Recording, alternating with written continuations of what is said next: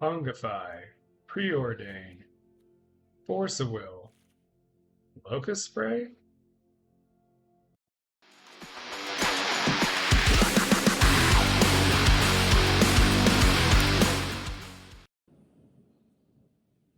Welcome to Salt Mine Gaming. We're back on track with bringing the salt. So, I believe we've got to ship this hand back. So, let's mulligan. I think we still got to mulligan. Alright, let's drop Force of Negation. And we'll keep the rest. Alright, we'll lead it off with Prismatic Vista. So they're playing Tezzeret, Cruel Captain. Cares a lot about artifacts. Alright, we will search up. Let's see. Let's go ahead and get an island. And pass the turn. Hopefully we can memory lapse him on turn 3. They played first, so they drop a Dust Bowl.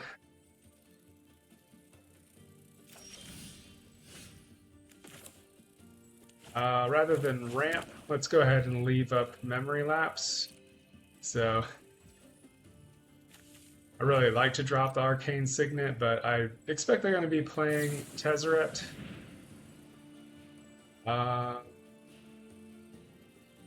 that's fine. Not much point in countering that.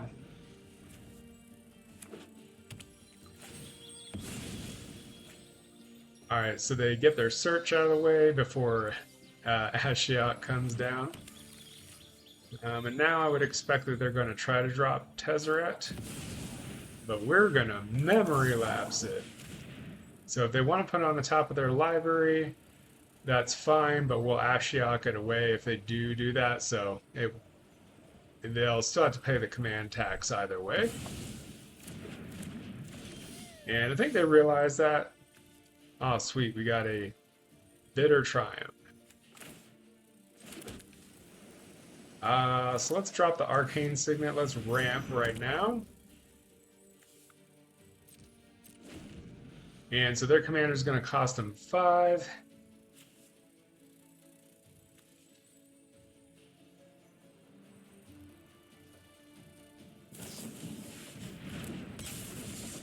Alright, I will get rid of that. I will pay 3 life and just kill it. We don't want to have to deal with this thing because for every artifact, it gets bigger and bigger. Let's see, so they don't have blue, so they're not counterspell heavy. So if we can drop Bruvac and get to 6 mana, we can kill them on the spot. So I like that. So we've got 5 mana available to us. Let's go ahead and drop Bruvac. And if they're not able to get rid of this,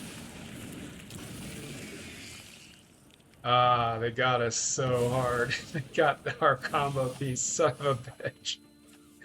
Like, they have the exact only card I could think of that would get them out of that situation. How annoying. Alright. Well, let's drop the Grindstone. Won't be able to activate it. At least Ashiok will mill them for 8. But yeah, they lucked out so hard on that. That's not attack. I almost hit attack now.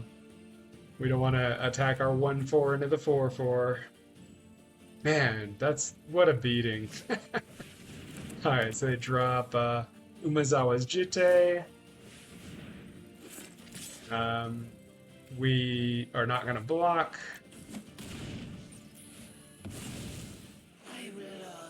I think we got to hope to... so unfortunately we're just drawing lands now. So let's just try to keep our life total high and keep dropping Ashiok. Keep milling them for 8 every time. We still got a long ways to go. We got 70 cards in their library. We are literally in top deck mode. But the funny thing is we would have completely won if they had not played this exact card that would exile that from our hand. Oh man, what a tilt. So what are you going to do with these counters? Give this thing +2/+2 or... No blocks. We are literally in top deck mode. You will be haunted by this too.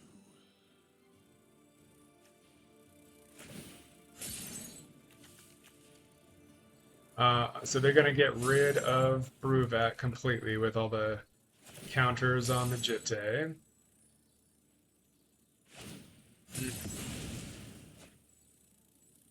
I mean, because we're playing all the mystical archives. Ugh. Because we're playing all the mystical archives, we do have ways of getting this back, but yeah, let's just make them put all this back. And that'll draw us a card. And it's an island, so let's go ahead and play it. We're thinning our deck, at least. Oh, man.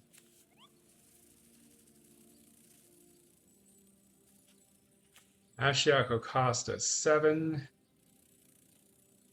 And they've got 68 cards in library. There's one of those beautiful Mystical Archives cards from the newest Strixhaven set. Alright, let's go ahead and stock up and see what we can find. Alright, so... let's grab... Okay, so we can grab 2 cards, right? So what if we Vampiric Tutor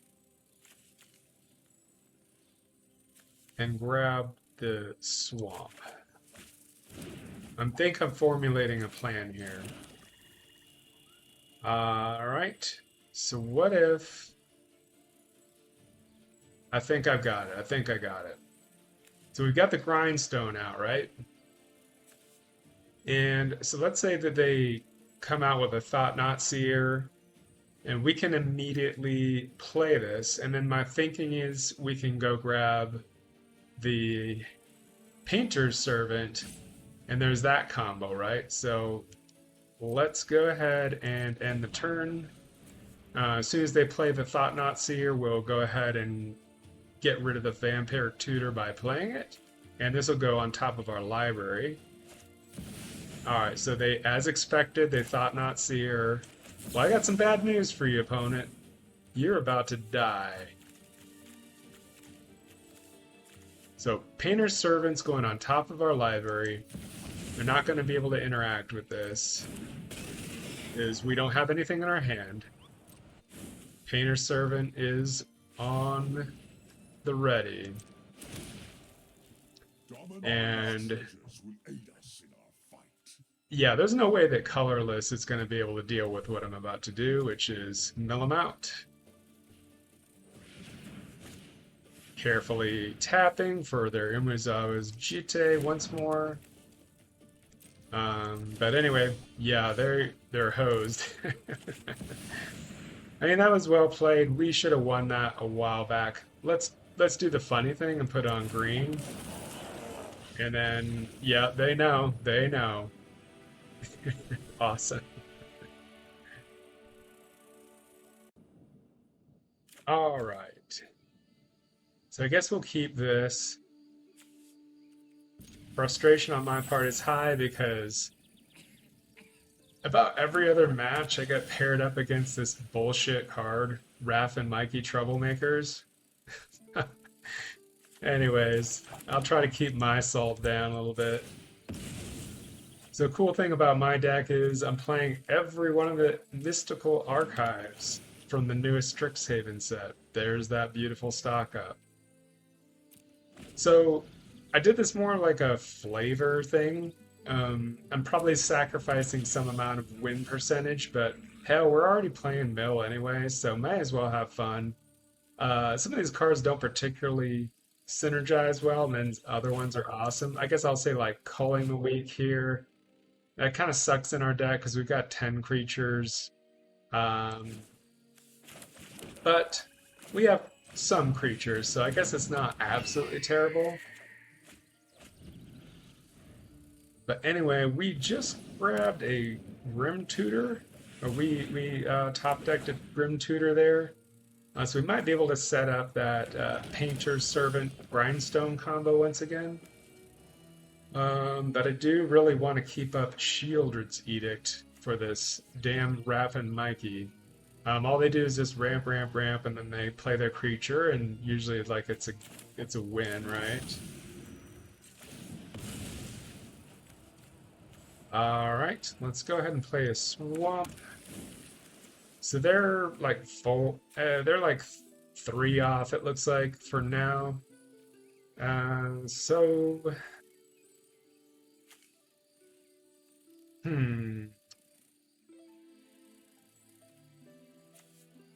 let's grab the Grim Tutor. And let's grab that Millstone.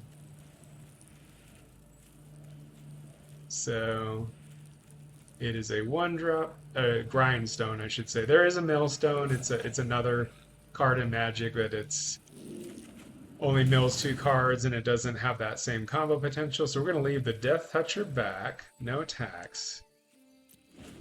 And I think we'll probably Vamp Tutor for a Force of Will next turn, just to keep that Raph and Mikey from hitting the battlefield.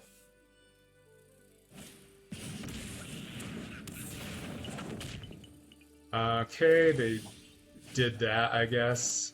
Alright. Let's... Okay, so we have both of these. Alright, let's think about this.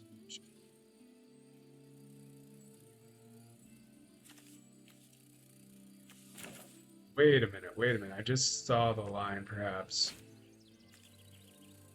We could Culling. Oh my gosh. Yeah. I bet you we can make this work. Alright. Culling the Weak.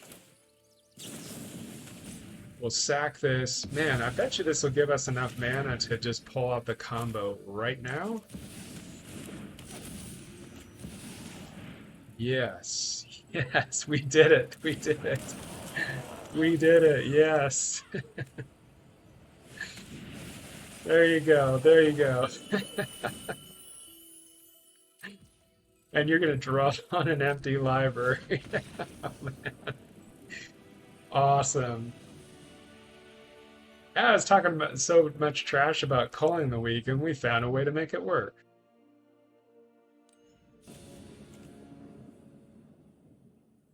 Alright, this seems acceptable enough. We got 2 lands, a little bit of ramp. We can glimpse the Unthinkable on them. Stock up later, Ashiok. So we're playing against Oveka, Enigma Goliath. It's Phyrexian Nightmare, and it has Flying, Ward 3, and Pay 3 life. And whenever you cast a non-creature spell, create X 1/1 red Phyrexian Goblin creature tokens, where X is the mana value of that spell. They gain haste until the end of turn. I guess those don't go away. Alright. That is that. Let's ramp first. So we'll drop our Arcane Signet. They play Murata Neuron Hacker, which lets them put artifacts from their hand onto the battlefield. Let's go ahead and take care of this now.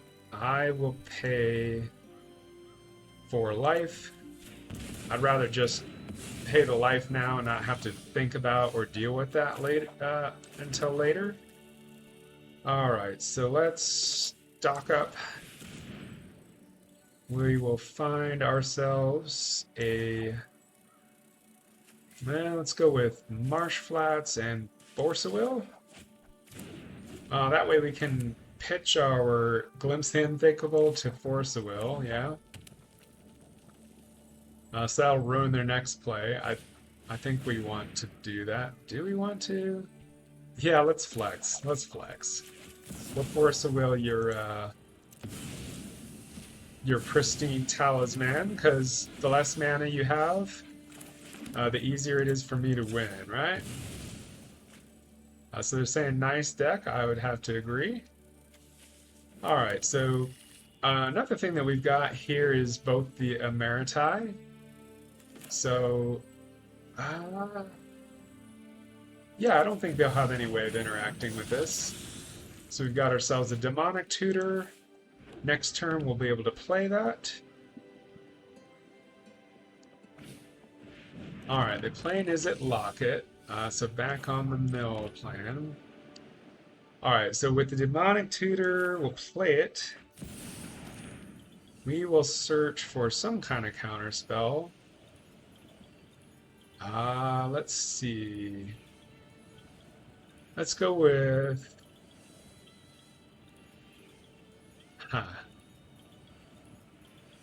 Probably like Memory Lapse, because that'll counter anything and put it on top of their library.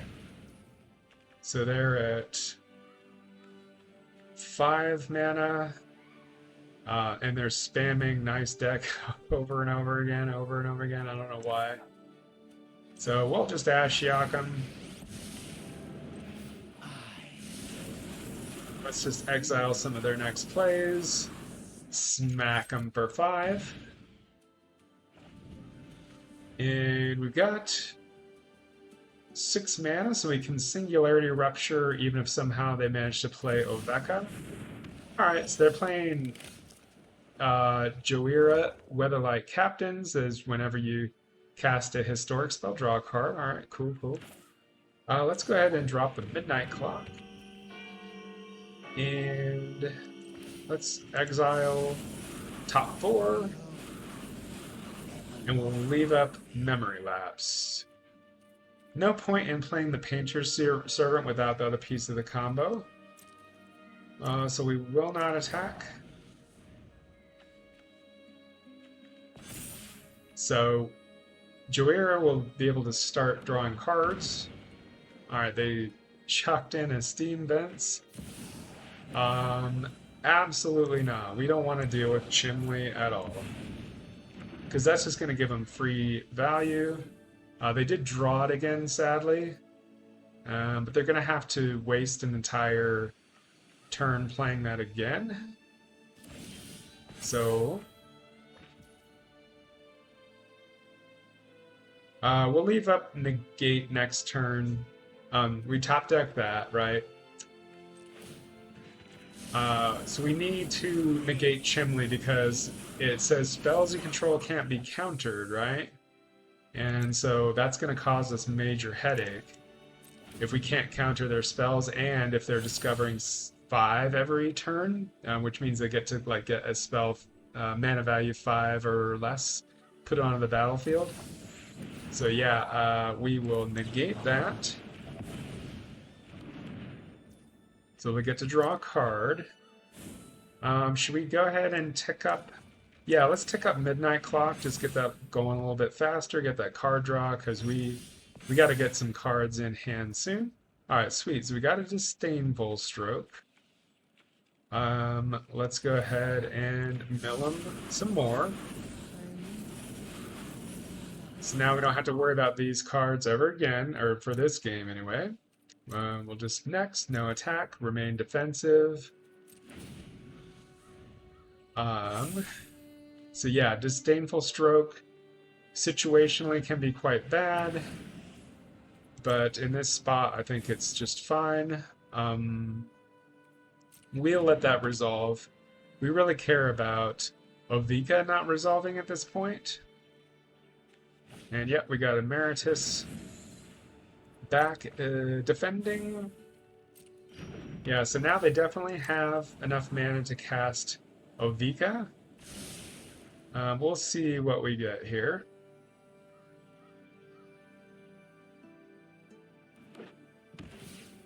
Let's go ahead and activate the Midnight Clock's ability as much as possible on their end step.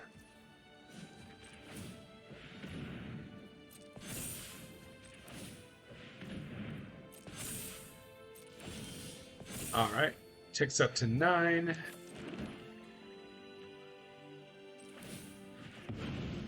Let's activate Ashiok's ability. And we can play her again and activate it once more and still have up Disdainful Stroke. So the library is down to 57. Oh, awesome. We just exiled the Immortal Sun, which says players can't activate Planeswalker's loyalty abilities. It's almost like Arena was setting me up with someone who is perfectly matched against me. Alright, so Midnight Clock goes up to 10. We'll see what they do here, but we have Disdainful Stroke, and they probably are smelling a counterspell. They have a lot of mana on hand. We'll let that resolve. So they've got 5 mana. That's fine. They play out Potioner's Trove. Looks like that's a limited bomb from Strixhaven. Add 1 mana of any color, and then you can tap it and gain 2 life, and it says activate only if you've cast an instant or sorcery spell this turn. So now we don't have Disdainful Stroke up anymore.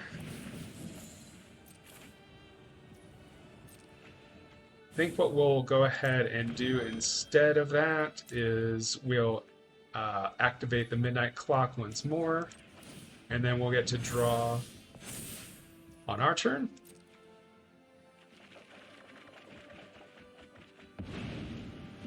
All right. So we drew our Disdainful Stroke once more. Let's go ahead and play out our other Emeritus. We won't be able to Ancestral Recall because we need to leave up that blue, yeah?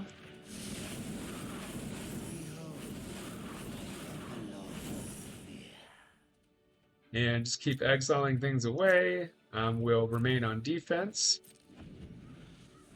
They have 1,000,000 mana now, so 1 Disdainful Stroke is probably not going to do it, but let's see. I suspect they would probably have a counter spell. They did not.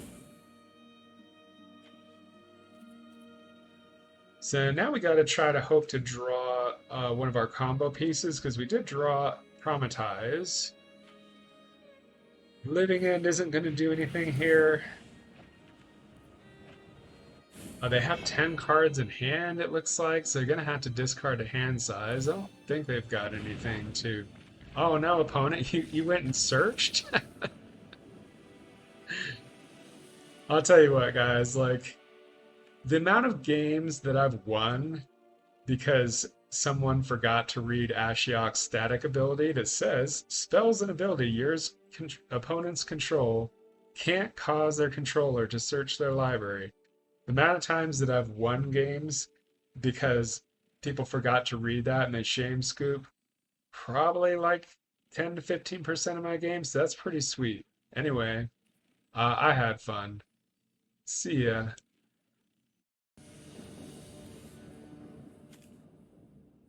Alright, we're up against tokens. So, opening hand looks awesome because we got Tasha, Unholy Archmage.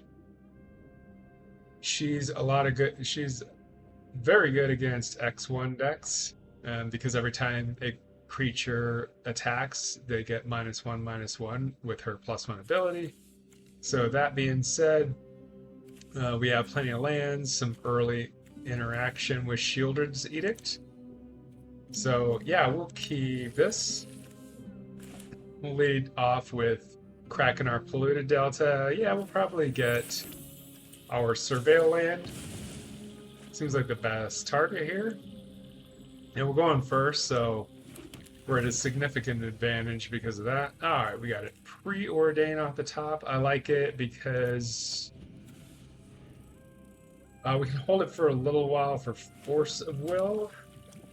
And they're going to immediately crack their Bloodstained Mire because they know that Ashiok searches. Also, it's just something you want to do early is search for the colors you need, especially in a 3-color deck like this. So their commander is Zurgo Thunder's Decree. It has Mobilize 2, which says whenever this creature attacks, create 2 tapped and attacking 1/1 warrior red warrior creature tokens and sacrifice them at the beginning of the next end step. However, it also has an ability that says during your end step, warrior tokens you control have this token can't be sacrificed. So normally those get sacrificed at the end step, but Zurgo says no. So we will go ahead and pass turn. I'm kind of holding off on Preordain because it's something we can pitch to Force of Will. Because Force says you can pay 1 life and exile a blue card from your hand rather than pay this spell's mana cost. We're definitely not exiling Tasha because it seems like the best card in our deck, so not going to do that, but Preordain I'm okay with pitching a card draw to stop their next play. So that means that we can play Ashiok. And we'll have a Force of Will, because I would suspect that they're going to try to play Zurgo. So yeah, let's just do that. Pretend like we're tapped out, yeah?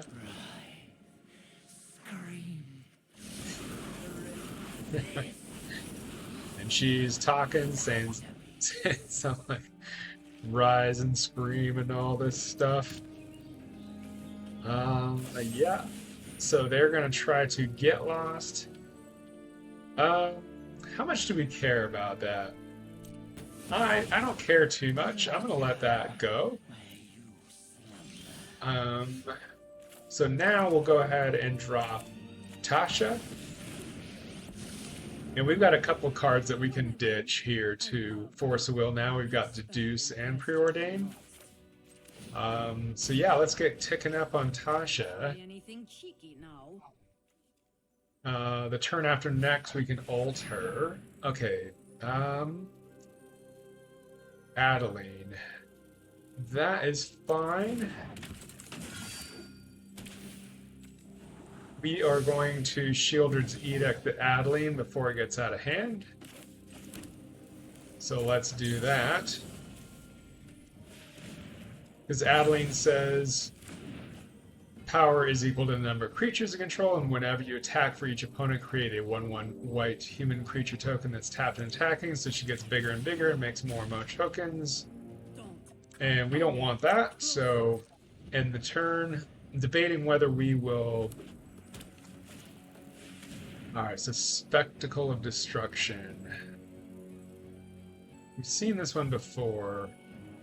Maybe not one of the games I recorded, but I'm trying to consider whether I care about this. I'm going to let that go, and I'm going to force their commander. Yeah, so we'll force for 0, and then we'll exile the Deduce to that.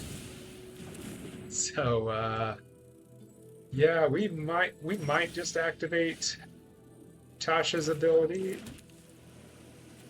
But it might actually be worth it to keep it around on the battlefield, and we'll just play out Ashiok. There's no, I guess there's no risk to playing Preordain right now, because they won't have anything to, do here. So let's put. Could have a big Stargaze if we get these 2 cards out. So let's mill them. Because what we can do is culling the weak on our Baleful Strix and just have an additional 4 mana. Alright, they play out a Blood Artist and a Nadir's Nightblade and land tax, which won't work. Let's see, they got 1, 2, 3, 4, 5, 6 lands. We have the same. So let's play out Baleful Strix. See what it is that we draw. We drew a land. Let's tick down Tasha to mill him and grab a bunch of creatures. We will search for a basic land. I think it's going to be an island tapped.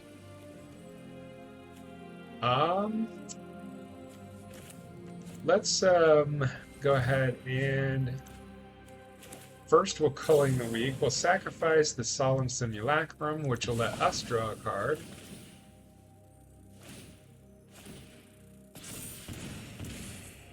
And sure, we'll draw a card.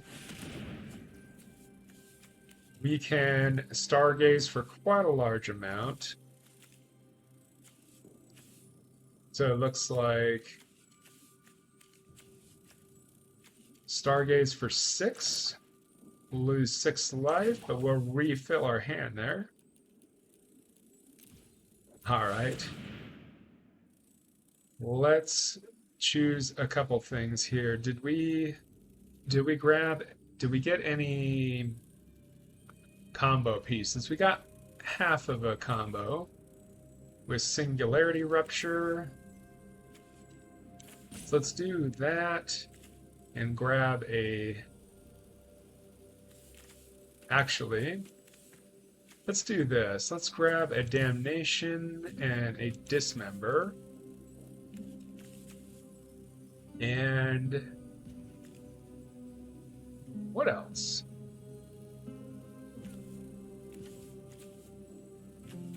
I think it's going to be Painter's Servant. Half of the combo. Oh, we get to look at 6. All right. We will grab an island. All right. So we've refilled our hand. Let's go ahead and exile some cards from them.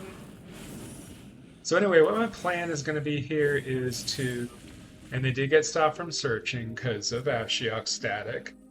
My plan here is to kill the Blood Artist ahead of everything else because we don't want to lose a bunch of life for every creature that's on the board. We want to kill this immediately. So that is what we're going to do. So get some tokens.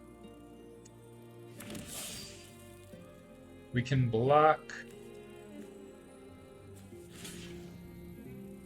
Okay, so we want to keep Tasha alive, so we'll block here and here. Oh, hold on. No, we'll block here and here. And that will keep Tasha alive.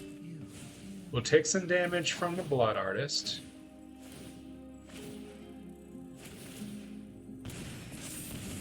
I guess 6 it looks like. Alright.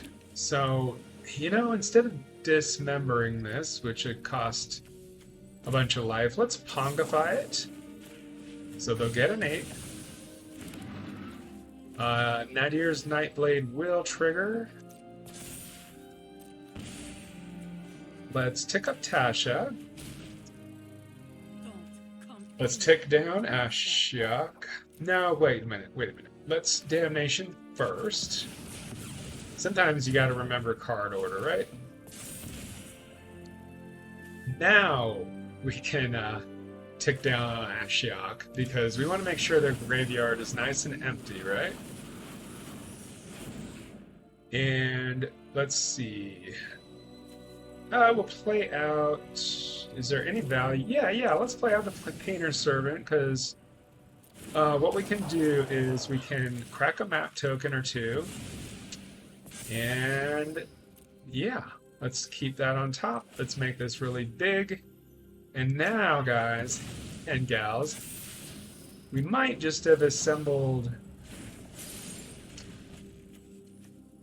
I say assembled the combo, and then I realized that Singularity Rupture actually won't do it, because so Bruvac is nasty because you mill twice of what they milled, and we got the milling half their library trick. But the thing is, with this, is that Bruvac would be gone before all that resolves, right? So let's dismember and pay full value. And let's put out Bruvac. Let's tick up Tasha. Tick down Ashiok. I know some sickening magic. That'll keep their graveyard nice and clear, and it'll mill them double because Bruvac being out. Let's just send a message, attack them for 3. So if I hadn't mentioned it before, people really hate mill, and that's why I developed this deck for this Salt Mine Gaming series, because it's an archetype that people despise. But the thing is I'm set at a significant disadvantage here, right? Like I don't have any other win conditions, so I have to win by milling.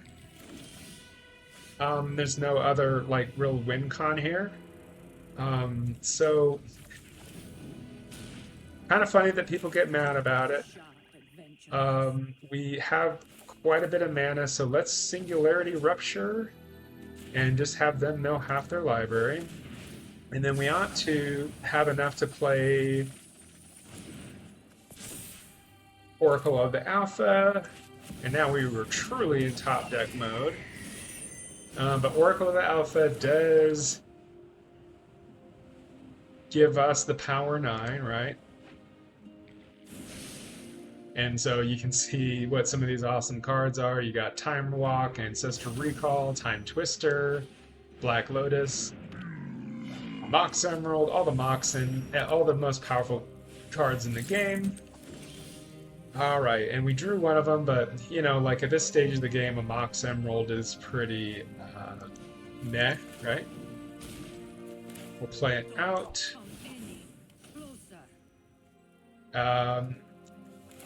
We will go ahead and attack. Got a negate. How good is a negate?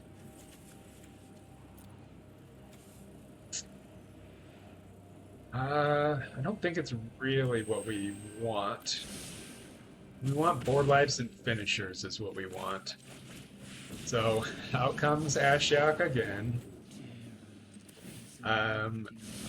She can get attacked down. Oh yeah, I'm super glad that I exiled that. And they only have 13 cards in their library, so it's going to be very hard for them to kill us from here, I think. Although, you know, Zergo's pretty crazy. Everything that we see is lands. Alright, so they got a Vengeful Blood Witch, which is going to cause us to die very quickly if we don't take care of this board. It's another kind of like it's another one of those and what was that card that it exiled? It's another Blood Artist effect, right? So every time a creature dies, we'll lose life.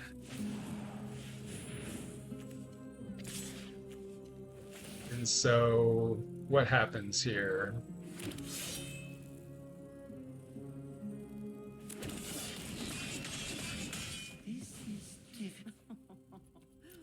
All right. So I think we're gonna die here because we just didn't draw our combo piece. So we can take them down to 11. That's not going to be enough. Alright, let's think about this. Let's uptick Tasha. Let's play out Ashiok for a staggering 9. We'll exile 4, leaving them with 7. We will not attack. Oops, cancel that. I don't suspect we're going to live here, though. Not unless they attack all and then we were able to block the Vengeful Blood Witch, but I just think we're going to just take a ton of damage here.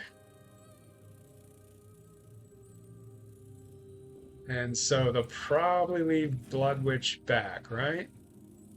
Oh, this is a tight game, but I just don't think the math is working out for us. Huh.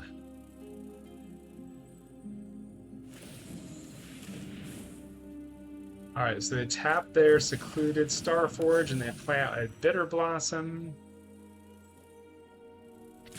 And what happens here? All these go Ashiok? Do we somehow survive?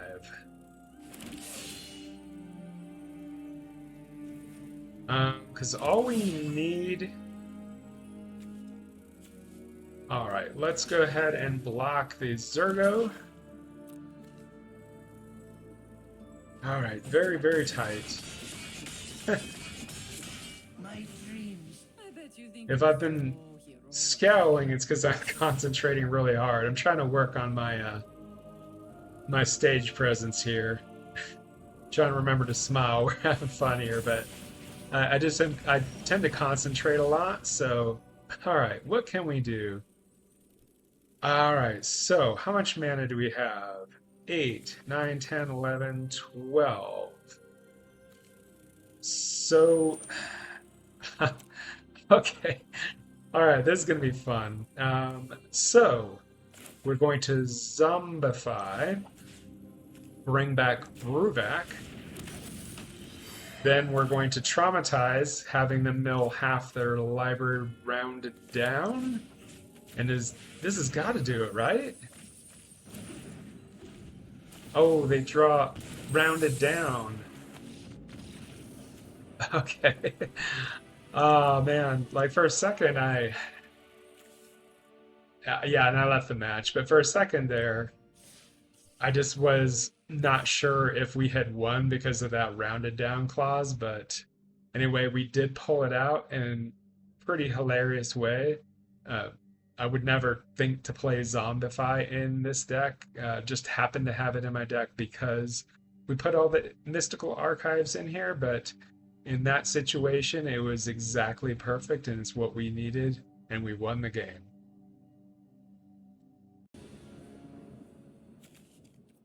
All right, we're up against some Eldrazi nonsense.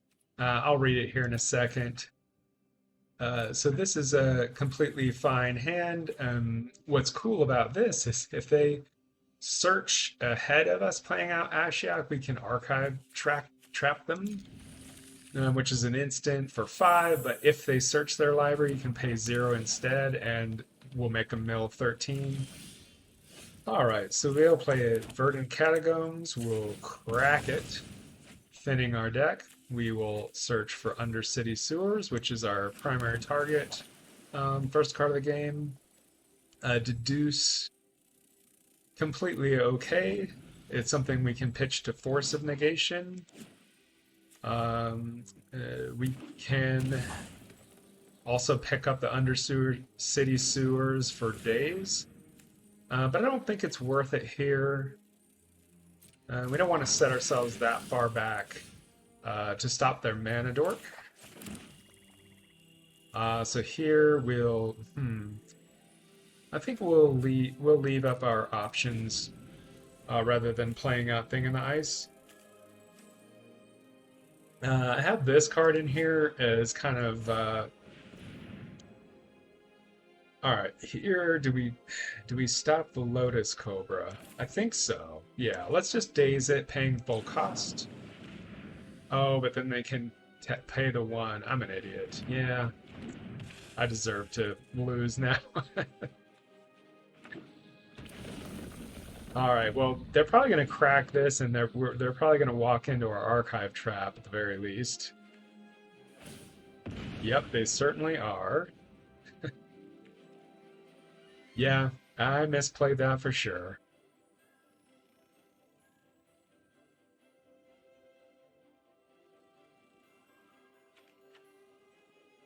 So they'll get 2 mana out of this. It's going to take them forever to search. Let's let them surveil and decide whether they want to keep it on top before we archive trap. I'm not going to at least misplay that. Let's just wait to see. Alright, let's go ahead and do the archive trap now. And milk him for a 13. And do we force here? Yeah, let's just send a message. Let's just get rid of Deduce. Alright, fraying sanity. What does that mean? What that means, actually, is that we can search for... Here's what I'm going to do. I'm going to play fraying sanity first, while they're tapped out. And then next turn, we're going to Grim Tutor, and we're going to search for a like a traumatized type effect. Traumatized is the cheapest because it's 5 mana.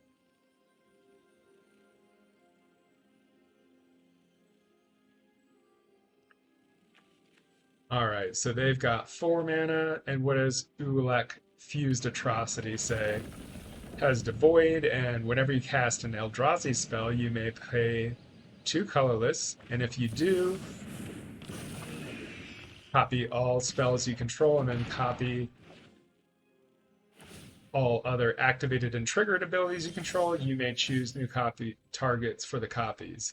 Yeah, every time this changed zones, I couldn't read the card anymore, so sorry for that. All right, so here, or do we, I think we almost need to search for a Toxic Deluge at this point. And that's going to get, it's going to cost us life, right? It's going to cost us life, but it's going to clear the board for 3 mana. So they'll probably crack their Wooded Foothills here. And what did they mill? Some good targets, So you got Roaming Throne, doubles triggers effects, Glaring Flesh Raker.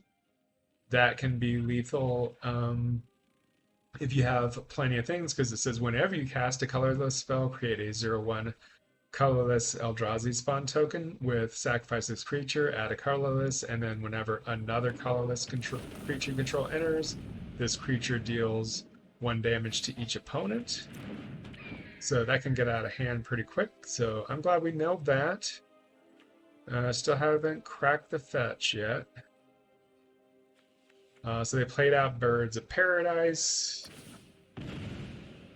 And they're searching.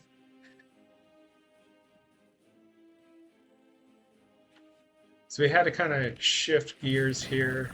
I really did want to search for the Traumatize effect, but that's going to be in a few turns because we need 2 mana, additional mana in addition to the Traumatize. And I think if we wait around that long, we'd probably be dead. So you got Eldrazi Linebreaker, which comes in and smashes us for 5. We're going to have to pay a great deal of life here. Let's play the Toxic Deluge and do that for 5.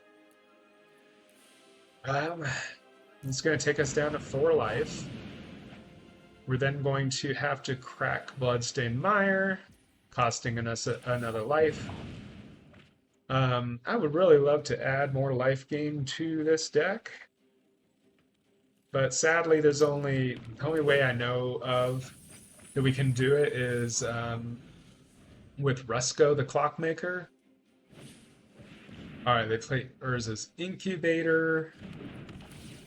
We can still Disdainful Stroke their next turn. Okay, so you're in a tough situation here because Jador, for 6, we can have them mill half of their library. But it's also a land drop, right? So it's a catch-22. We really want to hold on to it, but we also need the land, right? So let's just plan on Disdainful Stroking their commander, which I assume they're going to play. Or Eternity Elevator. That's also good to counter.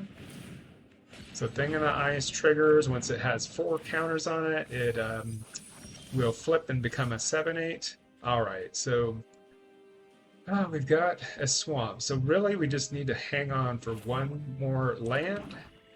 We'll play out Ashiok. And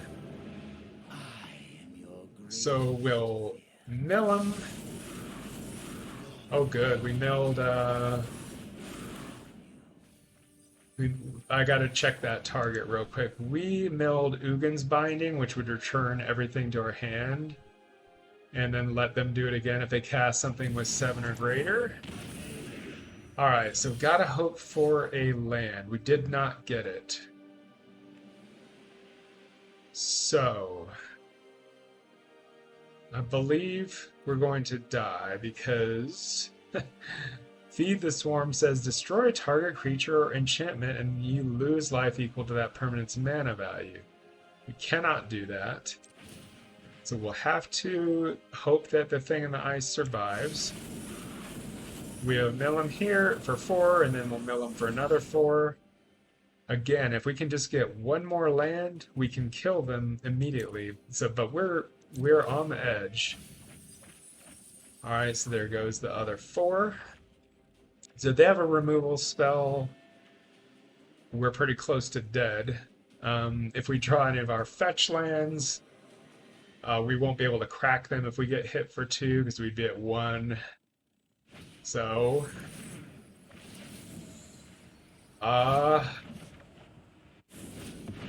they exile that, so there goes that. There goes our hopes and dreams of milling them. Yeah. Alright, at this point, we're going to abandon the Overture plan. Just going to drop this tapped. We'll play out Rusko. And then we'll play out Thing in the Ice as some blockers. We'll mill them. And we're at 1. So any removal spell kills us. A path to exile. And that is the game. So there's nothing for us to do. We'll just let them attack into us. We will block the Ulek and we will die. Hey, sometimes that's how mill goes. Can't win them all.